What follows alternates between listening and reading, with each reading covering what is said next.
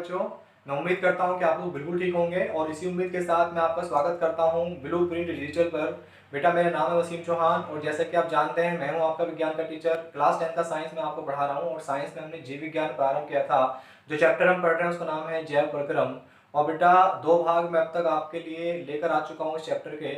आज मैं आपके सामने आया हूँ तीसरा भाग लेकर। आज इस भाग में बेटा हम जो टॉपिक कवर करने वाले हैं उसका नाम है श्वसन।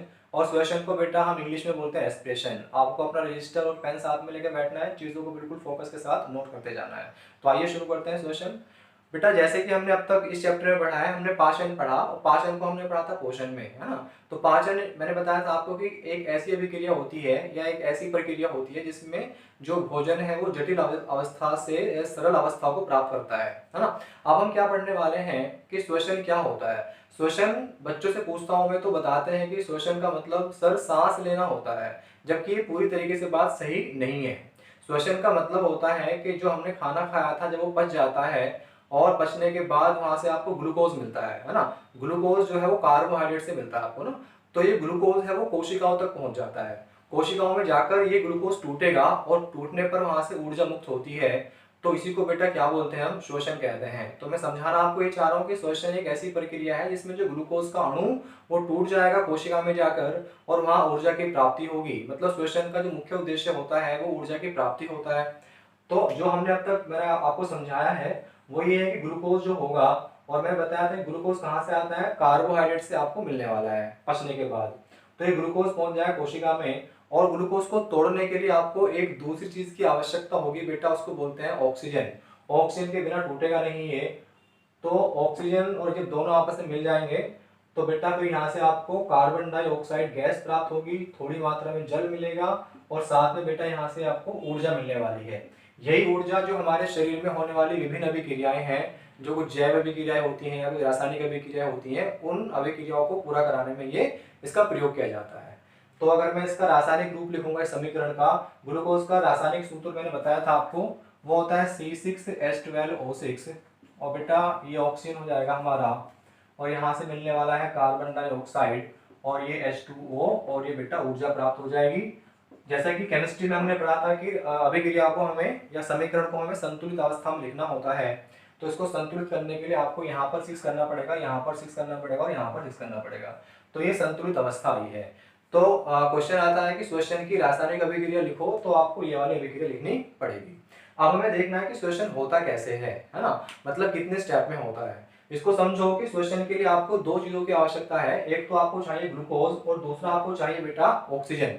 तो ग्लूकोज कैसे पहुंचेगा और ये ऑक्सीजन कैसे पहुंचेगा, और ये अभिक्रिया मैं बताया था कि कोशिका के अंदर होती है। तो यानी कि इन दोनों चीजों को आपको कोशिकाओं तक पहुंचाना है। जैसा कि पहले जो टॉपिक हमने पढ़ा है पाचन, है ना, या पोषण, तो उसमें हमने पढ़ा था कि जो ग्लूकोज है वो रक्त में मिल जाता है और रक्त जो है उसको हर एक प्रत्येक कोशिका तक ले जाता है। और ऑक्सीजन भी कहाँ तक जानी है बेटा, कोशिका तक जानी है। तो अभी हम देखने वाले हैं कि ये हमारे कितने चरणों में होती है। तो नेक्स्ट हेडिंग लिखिए श्वसन के चरण। तो बेटा श्वसन के चरण जो है वो 2 चरण होते हैं, इंग्लिश में उनको स्टेप कहते हैं। देखो पहला क्या होगा, पहले में आप समझो कि जो हमारा ग्लूकोज है, जो ग्लूकोज पहुंच गया था कोशिका के अंदर, तो कोशिका में जब ग्लूकोज पहुंच जाएगा तो पहले चरण में उसको ऑक्सीजन की आवश्यकता नहीं होती है और कोशिका का एक पार्ट होता है, उसको बोलते हैं साइटोप्लाज्म या कोशिका द्रव्य कहते हैं। तो ये पहला स्टेप जो होगा वो वहीं पर होता है। तो इस स्टेप में क्या होगा, ग्लूकोज जो है बेटा एक दूसरे उत्पाद में परिवर्तित हो जाएगा, या मैं कहूंगा एक दूसरे यौगिक में परिवर्तित हो जाता है। और उस यौगिक को बेटा हम बोलते हैं पायरुवेट। ये आपको ध्यान देना है, बिल्कुल ये नया शब्द आपके लिए है जो शायद आपने अब से पहले नहीं पढ़ा होगा। तो मैं क्या बताना चाह रहा हूँ कि 2 स्टेप में ये पूरी प्रक्रिया होगी। पहला जो स्टेप है या जो पहला चरण है उसमें क्या होगा, ग्लूकोज जो होगा, और मैं फिर यहाँ लिख रहा हूँ कि इसको ऑक्सीजन की आवश्यकता नहीं होती है। मैंने ऑक्सीजन के सामने क्रॉस मार्क किया, इसका मतलब है कि ऑक्सीजन की नीड नहीं है। और ये कहाँ पर हो रहा है बेटा, जो साइटोप्लाज्म होता है, या साइटोप्लाज्म को हिंदी में कहा जाता है कोशिका, बेटा क्या बोलते हैं उसको, कोशिका द्रव्य कहता है। तो इसमें क्या होगा, जो ग्लूकोज है, ग्लूकोज क्या होता है, एक ऐसा अणु है जिसमें कितने 6 कार्बन अणु ग्लूकोज होता है। फॉर्मूला बताया था मैंने आपको क्या इसका, C6H12O6, है ना बेटा। देखो यहाँ पर कार्बन के कितने हैं, 6 परमाणु है ना। तो 6 परमाणु का जो अणु है ग्लूकोज वो परिवर्तित हो जाता है बेटा किसमें, पायरुवेट में। और पायरुवेट में जो कार्बन है वो कितने होंगे, 3 कार्बन। तो 3 कार्बन अणु में परिवर्तित हो जाएगा। मैं फिर रिपीट कर रहा हूँ कि पहले स्टेप में क्या होगा, 6 कार्बन का एक अणु है, ग्लूकोज नाम है उसका, वो परिवर्तित हो जाएगा बिना ऑक्सीजन के। और कहां पर परिवर्तित होगा बेटा, कोशिका द्रव्य में। किसमें परिवर्तित होगा, उसी को बोलते हैं हम पायरुवेट। और पायरुवेट क्या है, एक 3 कार्बन का अणु है। अगर फॉर्मूला पूछे कोई आपसे पायरुवेट का, तो आपको ध्यान देना बेटा, ये होता है CH3COCOOH, है ना, CH3COCOOH। आपने पढ़ा होगा एसिटिक एसिड के बारे में। एसिटिक एसिड का फॉर्मूला होता है CH3COOH, है ना। अगर इसी के बीच में मैं एक CO और लगा दूंगा तो वो बन जाएगा बेटा हमारा क्या, पायरुवेट, या इसको हम पायरुविक अम्ल भी कहते हैं। ठीक है, तो मैं क्या बताना चाहता कि एक अणु आपके पास होगा ग्लूकोज का, जिसमें हमारे कितने कार्बन है, 6 कार्बन है। तो वो हमारा किसमें, 3 कार्बन के पायरुवेट में। और कितने अणु बनने वाले हैं बेटा, 2 अणु बनने वाले हैं इसके। तो ये होता हमारा क्या बेटा, पायरुवेट। सेकंड स्टेप क्या होगा, बात समझो ध्यान से, कि ये जो पायरुवेट था, ये जो क्या था बेटा, पायरुवेट था, ये जो पायरुवेट था ये हमारा अब परिवर्तित होगा किसमें, ऊर्जा देने के लिए।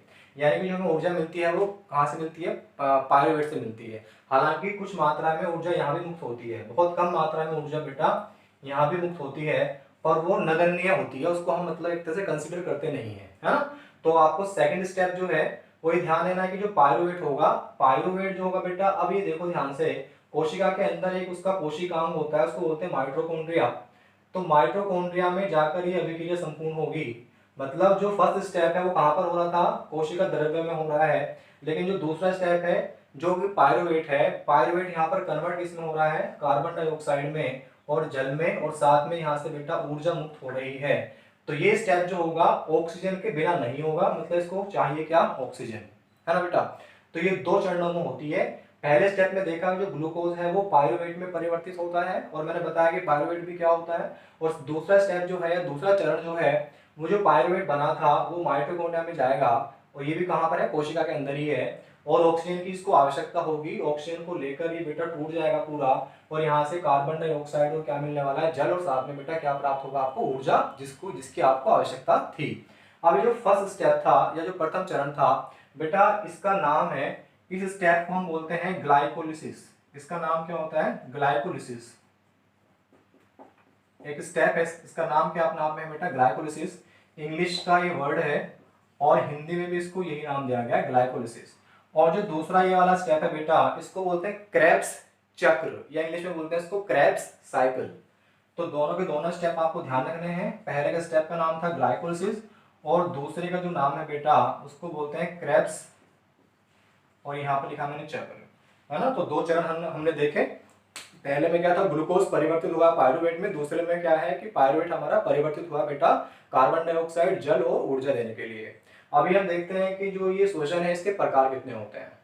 तो बेटा श्वसन के प्रकार हमें पढ़ने हैं। श्वसन जो है वो 2 प्रकार का होता है। एक होगा जहां पर समझो ऑक्सीजन जो है पर्याप्त मात्रा में है, और एक ऐसा होगा जहां पर हमारा ऑक्सीजन जो है वो कम मात्रा में है ना। इंग्लिश में कहते हैं एरोबिक रेस्पिरेशन और एनएरोबिक रेस्पिरेशन। और बेटा हिंदी में इसके जो नाम दिए गए हैं उसको कहा जाता है ऑक्सी श्वसन, और दूसरा कहा जाता है अनॉक्सी श्वसन। देखो इनका मतलब पहले समझ लो, फिर हम हर एक को पढ़ने वाले ठीक से करके। ऑक्सी का मतलब क्या होगा, ऐसा श्वसन जिसमें ऑक्सीजन की आवश्यकता है, बिना ऑक्सीजन के होगा नहीं, है ना। उसी को क्या बोलते हैं, ऑक्सी श्वसन कहते हैं। इसका दूसरा नाम और है, उसको बोलते हैं वायवीय श्वसन। और अगर मैं बात करूंगा एनॉक्सी की, तो एनॉक्सी का मतलब होता है जिसको ऑक्सीजन की आवश्यकता नहीं होती या बहुत कम मात्रा में इसकी क्या होती है बेटा, आवश्यकता होती है।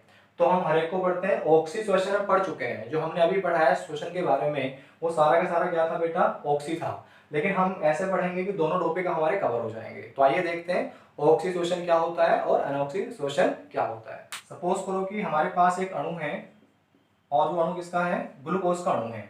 और ग्लूकोज ये कोशिका के अंदर पहुंच गया है। कोशिका में कहां पर है, कोशिका द्रव्य में है। तो ग्लूकोज जो है कोशिका द्रव्य की मैं बात कर रहा हूं बेटा, कोशिका द्रव्य, यानी कि जो इंग्लिश में बोलते हैं इसको हम क्या, साइटोप्लाज्म कहते हैं। तो वहां पर जाकर ऑक्सीजन की नीड यहाँ से नहीं है, अभी ऑक्सीजन की आवश्यकता नहीं है। तो एक ग्लूकोज जो है मैंने बताया था कि परिवर्तित होगा किसमें बेटा, पायरुवेट में परिवर्तित होगा, पायरुवेट में परिवर्तित होगा। यानी कि ये वाला स्टेप जो है वो दोनों में कॉमन होगा, मतलब ऑक्सी वाले में भी और अनॉक्सी श्वसन में भी। यानी कि ग्लूकोज तो पायरुवेट में परिवर्तित होना ही होना है, चाहे वो ऑक्सीजोशन हो या अनऑक्सीजोशन हो। अब यहाँ से जब ये पायरुवेट में परिवर्तित हो गया है, यहाँ से क्या हो सकता है, यहाँ से बेटा तीन रास्ते हैं, यहाँ से तीन काम हो सकते हैं। देखो वो कौन कौन से हो सकते हैं। अगर वहां पर ऑक्सीजन की पर्याप्त मात्रा है, अगर वहां पर क्या है बेटा ऑक्सीजन की पर्याप्त मात्रा है, तो ये जो पायरुवेट है ये परिवर्तित होगा किसमें, कार्बन डाइऑक्साइड में, जल में, और यहाँ से बेटा आपको भरपूर मात्रा में ऊर्जा मिलने वाली है। जब एक ग्लूकोज जो है टूटता है ऊर्जा देने के लिए, और अगर वहां पर पर्याप्त मात्रा में ऑक्सीजन है, तो वहां से ऊर्जा जो मुक्त होती है वो 38 एटीपी होती है। आपने 9th क्लास में पढ़ा होगा, एटीपी एडिनोसाइन ट्राइफॉस्फेट होती है, जिसको बोलते हैं कोशिका की जो ऊर्जा करेंसी है ना। मतलब ऊर्जा को नापने का तरीका है बस एक तरह से, है ना। और कितनी ऊर्जा मुक्त होती है, 38 एटीपी, 38 एटीपी वहां से मुक्त होती है। तो ये जो पहले वाला पढ़ा है हमने बेटा, इसी को हम क्या बोलते हैं, इसी को बोलते हैं ऑक्सीश्वसन कहते हैं, इसी को कहा जाएगा ऑक्सीश्वसन। यानी ये हम जो श्वसन जब मैंने स्टार्ट किया था, प्रारंभ किया था, ये वहां हमने पढ़ा है। दूसरा तरीका ये हो सकता है ना कि वहां पर जो ऑक्सीजन है वो कम मात्रा में है। ऑक्सीजन क्या बेटा, कम मात्रा में है। अगर ऑक्सीजन कम मात्रा में होगी तो ये जो पायरुवेट है, पायरुवेट जो है बेटा वो हमारा क्या होगा, एक दूसरी चीज में परिवर्तित होगा, और उसको हम बोलते हैं लैक्टिक अम्ल। ये आपको ध्यान देनी है, सुपर इंपोर्टेंट चीज है। मैं क्या बताना चाह रहा हूँ, अगर ऑक्सीजन की पर्याप्त मात्रा है तो ये ही होगा कार्बन डाइऑक्साइड में, जल में और ऊर्जा में परिवर्तित, जो कि हमारा मुख्य रूप से श्वसन कहलाता है।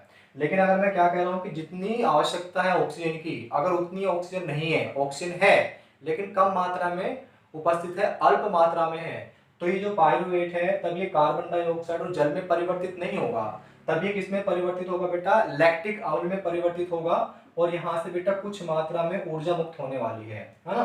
तो आपको ध्यान देना है कब हो रहा है, जब ऑक्सीजन की हमें अल्प मात्रा वहां पर उपस्थित है। तीसरा केस बेटा ये हो सकता है कि मैं यहाँ लिख दूं कि ऑक्सीजन यहाँ पर क्या है, कम मात्रा में उपस्थित थी। मैंने तीर का निशान नीचे को बनाया है, इसका मतलब समझ जाना कि ऑक्सीजन यहाँ पर क्या है बेटा, कम मात्रा में उपस्थित है। तीसरा क्या हो सकता है कि यहाँ पर ऑक्सीजन जो है बेटा बिल्कुल नहीं है, ऑक्सीजन हम यहाँ अनुपस्थित है, एब्सेंस है ना। तो अगर जो है वहां पर ऑक्सीजन नहीं है बिल्कुल भी, तो ये जो पायरुवेट है, पायरुवेट बेटा परिवर्तित होगा किसमें, इथेनॉल में परिवर्तित होगा, या उसको हम इथाइल अल्कोहल भी कहते हैं, ठीक है। तो ये हमारा एथेनॉल में परिवर्तित होगा, एथेनॉल में परिवर्तित होगा बेटा, और साथ में कार्बन डाइऑक्साइड आएगी, और साथ में बेटा ऊर्जा मुक्त होगी। तो ये हमारे दो तरीके होते हैं, जिसको हम क्या बोलते हैं, ऑक्सीश्वसन, और दूसरा कहा जाता है अनऑक्सीश्वसन। पहले वाला जो है ये वाला, ये ऑक्सी में आएगा, और ये दोनों जो थे बेटा, इन्हीं को, इसको क्या बोलते हैं हम, इन्हीं को बोलते हैं अनऑक्सीश्वसन। इसको कहा जाता है दोनों को अनऑक्सीश्वसन। अनऑक्सीश्वसन में दो केस आ सकते हैं। एक केस ये होगा कि जहां पर ऑक्सीजन कम मात्रा में है, और एक केस ये होगा कि जहां पर ऑक्सीजन बिल्कुल भी नहीं है। अब हमें ये और देखना है कि ये कहां पर होगा और ये कहां पर होगा। देखो बेटा, जो हमारी कुछ पेशी होती हैं, मसल्स होती हैं, है ना, जब आपने देखा होगा कि हम दौड़ लगाते हैं या कुछ अभ्यास कर रहे होते हैं, जिम में जाकर कुछ एक्सरसाइज कर रहे होते हैं, तो हमारा शरीर अकड़ जाता है। तो वो अकड़न कहाँ से होती है, जब हम एक अभ्यास कर रहे होते हैं, भौतिक अभ्यास कर रहे होते हैं, तो उस टाइम हमारे शरीर को बहुत मात्रा में ऊर्जा की आवश्यकता होती है। तो लेकिन जितनी मात्रा में ऑक्सीजन ऊर्जा की आवश्यकता है, उतनी तेजी से हमारे शरीर में श्वसन नहीं हो पाता है। हम बहुत तेजी के साथ सांस लेते हैं, लेकिन फिर भी जो है बेटा ऊर्जा उतनी मात्रा में मिल नहीं पाती है। तो फिर क्या होता है, उस ऊर्जा की पूर्ति के लिए जो हमारी मसल्स होती हैं, पेशी होती हैं, वो श्वसन को करा देती हैं, है ना। मतलब ऑक्सीजन की एक तरह से कमी में भी वो श्वसन की जो प्रक्रिया है उसको करवा देंगी, और होगा क्या कि शरीर में हमारा लैक्टिक अम्ल बन जाता है, और वो पेशियों में इकट्ठा हो जाता है। तो जब लैक्टिक अम्ल पेशियों में इकट्ठा हो जाएगा, तो पेशियों में हमारा दर्द होना शुरू हो जाता है। उसी को कहते हैं कि शरीर हमारा अकड़ रहा है ना। तो मैं समझाना आपको ये चाह रहा हूँ कि जब ऑक्सीजन की कमी होती है, तो ये जो इस प्रकार का श्वसन होगा, तो वो हमारी पेशियों में होता है, हमारे शरीर के अंदर जो मसल्स होती है वहां पर होता है। और अगर मैं बात करूंगा कि ऑक्सीजन जब बिल्कुल भी नहीं है, अनुपस्थित है बिल्कुल, तो ये वाला श्वसन कहाँ पर होगा, कुछ जीव बेटा, कुछ माइक्रो ऑर्गेनिज्म, कुछ सूक्ष्म जीवाणु ऐसे होते हैं जो बिना ऑक्सीजन के भी श्वसन करा देते हैं। जैसे कि बेटा होता है यीस्ट। यीस्ट एक जो है एक कोशिकीय फंगस है। फंगस आपने पढ़ा 9th क्लास में। तो एक ऐसा जीव है जिसमें पूरे शरीर में एक ही कोशिका होती है, और वो समर्थ होता है कि वो बिना ऑक्सीजन के भी श्वसन की प्रक्रिया संपूर्ण करा दे। तो बेटा यीस्ट के अंदर ये वाली प्रक्रिया होती है। और क्योंकि आप देख रहे हो यहाँ पर इथेनॉल बन रहा है, तो ये प्रक्रिया हम जो है कहाँ पर यूज़ करते हैं, औद्योगिक स्तर पर जो इथेनॉल बनती है, इथाइल अल्कोहल बनती है, वहाँ पर इसका प्रयोग कर सकते हैं। तो ये सुपर इंपॉर्टेंट है, यहाँ से क्वेश्चन आपको काफ़ी पूछे जाएंगे। तो बेटा हमने पढ़ा है कि श्वसन के प्रकार क्या होते हैं, ठीक है बेटा। तो ये था श्वसन। अभी हमें पढ़ना है कि जो सांस लेने की प्रक्रिया है, क्योंकि हमें ये देखना है कि ऑक्सीजन जो है वो कोशिका तक कैसे पहुंच रही है। तो बेटा हेडिंग लिखिए नेक्स्ट, सांस लेने की प्रक्रिया, और ये हम अपने शरीर की बात करेंगे, तो मतलब हेडिंग लिखनी है आपको मानव शरीर में सांस लेने की प्रक्रिया। तो बेटा पढ़ते हैं हम सांस लेने की प्रक्रिया के बारे में। इसको इंग्लिश में क्या बोला जाता है, ब्रीदिंग। अब देखो सांस जब लेते हैं, नाक से सांस लेते हैं हम, कभी कुछ बच्चे मतलब मुंह से सांस लेते हैं, तो घर वाले कहते हैं कि मुंह से सांस मतलब लेना नहीं चाहिए होता है, क्योंकि जो डस्ट पार्टिकल हैं वो फिर मुंह के अंदर मुंह के द्वारा सीधा शरीर में प्रवेश कर जाते हैं। जब नाक से सांस लेते हैं, जो धूल के कण हैं वो हमारा नाक में जाकर फिल्टर हो जाते हैं। तो बेटा अल्टीमेटली मैं ये कहना चाह रहा था कि यहाँ पर वातावरण में वायु होती है ना, और वायु मैंने बताया था कि गैस का एक मिक्सचर है, मिश्रण है, उसमें बहुत सारी गैस होती हैं। नाइट्रोजन होती है सबसे ज़्यादा, और दूसरे नंबर पर होती है ऑक्सीजन। और हमें जो चाहिए, जो हमारे लिए बहुत आवश्यक है गैस, उसका नाम है बेटा ऑक्सीजन। अभी देखा था कि ऑक्सीजन के बिना ग्लूकोज टूटेगा नहीं, है ना। तो वायु हमारे शरीर में प्रवेश करती है और वो नाक से प्रवेश करती है, और ये जो नाक में जो दो द्वार हैं इनको बोलते हैं नसा द्वार, है ना बेटा, इनको बोलते हैं नसा द्वार या नासा द्वार। तो नासा द्वार से वायु हमारे शरीर में प्रवेश करती है। इंग्लिश में इनको बोला जाता है नोस्ट्रिल्स। बेटा इंग्लिश भी आप ध्यान रखना प्लीज, इंग्लिश में कहा जाएगा नोस्ट्रिल्स। अब ये नासा द्वार से जब प्रवेश करेगी वायु, तो ये जो हमारा नाक का पूरा क्षेत्र होता है उसको बोलते हैं नसा क्षेत्र या नासा क्षेत्र। तो नासा क्षेत्र में बेटा वो फिर क्या अंदर जाती है। नासा क्षेत्र को हम बोलते हैं बेटा, इंग्लिश में बोला जाता है इसको नेसल कैविटी, या दूसरा नाम दिया जाता है नेसल पैसेज। अब यहाँ पर क्या होगा कि यहाँ पर एक पदार्थ मिलता है, चिपका चिपका पदार्थ होता है, उसको बोलते हैं म्यूकस। तो वो म्यूकस क्या करेगा, जो वायु के साथ धूल के कण गए हैं उनको वो क्या करता है, फिल्टर करता है, उनको छान देता है, जिससे कि अगर वो धूल के कण हमारे अंदर चले गए तो फेफड़ों को खराब कर सकते हैं, है ना बेटा। तो नासा क्षेत्र के बाद बेटा ये जो है हमारे मुंह में जाएगी वायु, और मुंह का एक ऐसा स्थान, ऐसा क्षेत्र होता है जहाँ पर भोजन और वायु दोनों कुछ समय के लिए एक साथ रहते हैं बेटा, उसको बोला जाता है फेरिंग्स। उसका नाम क्या होता है, फेरिंग्स होता है। इंग्लिश और हिंदी में उसका एक ही नाम है, इसलिए मैंने इंग्लिश में लिख दिया है फेरिंग्स, है ना बेटा। तो ये आपको याद रखना, वायु नसा द्वार में जाएगी, फिर नासा क्षेत्र में जाएगी, फिर कहाँ जाएगी, फेरिंग्स में जाएगी। अब यहाँ पर स्थान मेरे पास कम है तो मैं यहाँ से लिख रहा हूँ, आपको ध्यान देना है।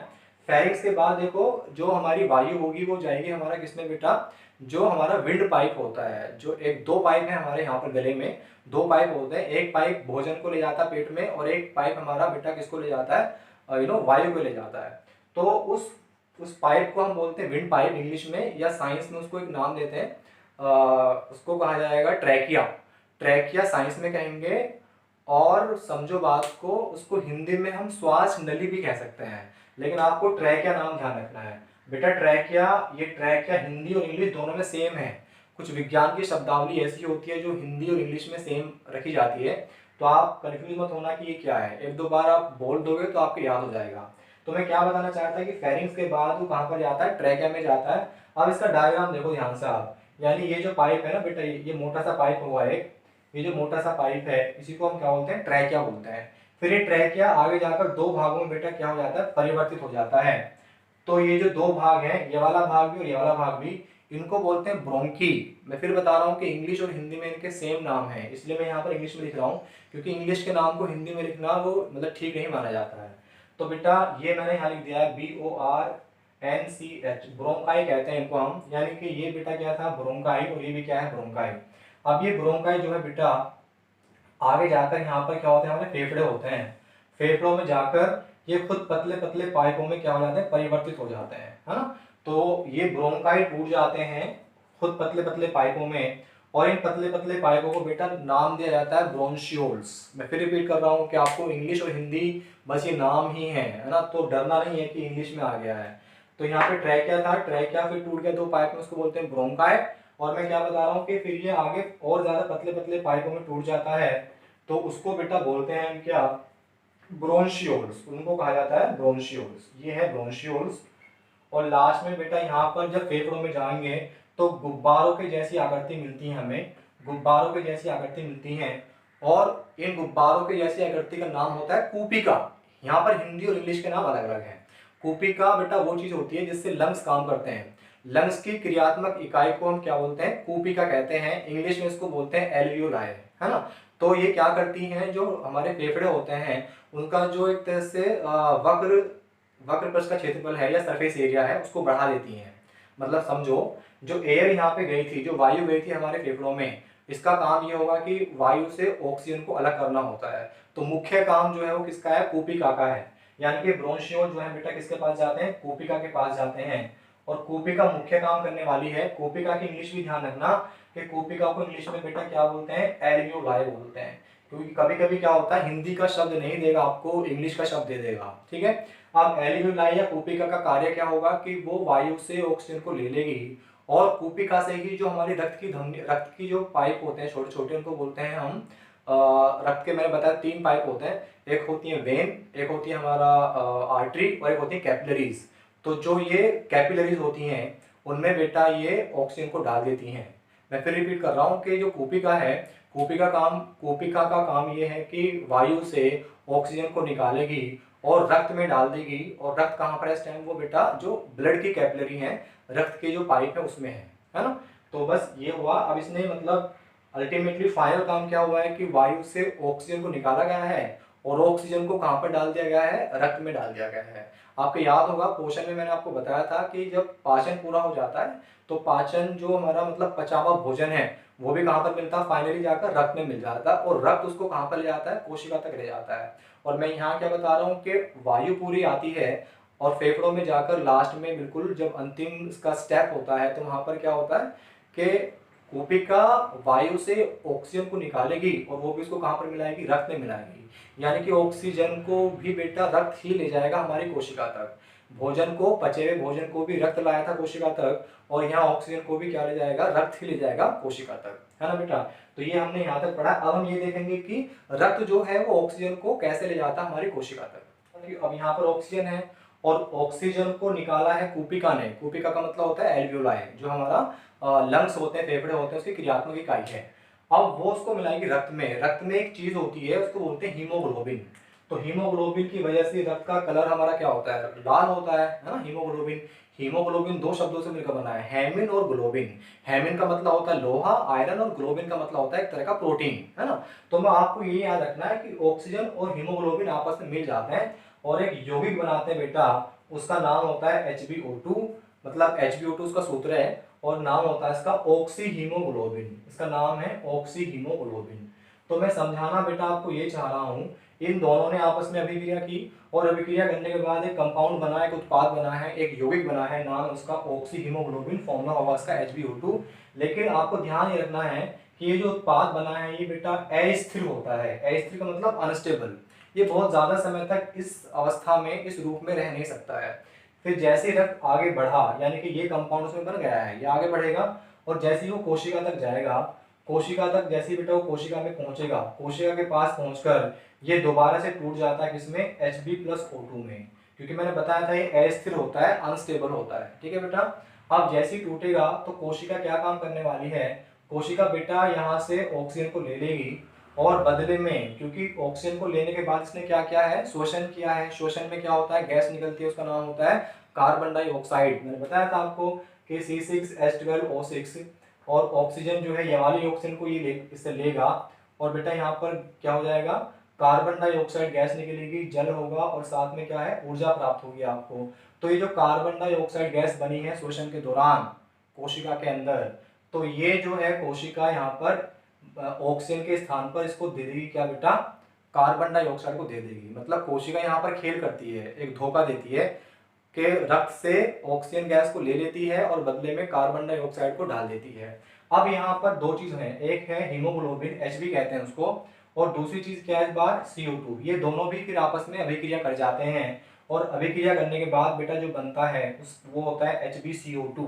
मतलब इसका नाम है कार्बोक्सी हीमोग्लोबिन। इसका नाम है बेटा कार्बोक्सी हीमोग्लोबिन, हीमोग्लोबिन। और ये जो है ये भी हमारा अस्थिर होता है। ये भी कैसा होता है बेटा, अस्थिर होता है। ये फिर जाएगा वापस, और वापस कहाँ पर जाएगा, ये लंग्स पर जाएगा जो हमारे फेफड़े हैं। यानी ये जो काम हुआ था ये कहाँ पर हुआ था, फेफड़ों में हुआ था, है ना। तो फेफड़ों में दोबारा जाएगा फिर ये, और फेफड़ों में जाकर फिर दोबारा से टूट जाएगा Hb और प्लस में कितना बेटा CO2 में। और फिर कहानी क्या होने वाली है कि फेफड़े क्या करने वाले हैं कि CO2 को ले लेंगे और बदले में O2 को डाल देंगे और एक चक्र ऐसे ही चलता रहेगा।